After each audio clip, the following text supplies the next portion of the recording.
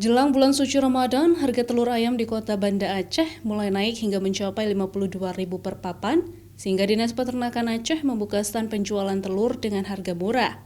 Telur yang dijual Dinas Peternakan di Pasar Tani ini merupakan hasil produksi UPTD Dinas Peternakan Aceh yang ada di Belang Bintang, sehingga dapat dijual dengan harga Rp43.000 per papan, yang jauh lebih murah daripada yang dijual di pasar. 10.000 butir telur yang dijual PTD Peternakan di stan Pasar Tani langsung ludes terjual hanya dalam hitungan beberapa jam. Karena selain murah, kualitas telur yang dijual juga masih segar dan baru. Apa beli telur satu papan, Bu? 43.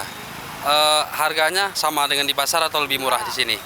Lebih murah di sini, Bu? Lebih murah sini lah, orang di Sepindak. Itu mendistribusikan sekitar 10.000 butir telur, di mana telur ini di bawah harga pasar. Jadi kita berharap kepada masyarakat lebih bisa memanfaatkannya karena harga telur di sini lebih murah daripada harga pasar.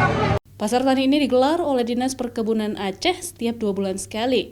Di sini dijual berbagai hasil pertanian dan peternakan dengan kualitas terbaik oleh pelaku UMKM binaan dan dinas terkait. Raja Umar, Kompas TV, Banda Aceh.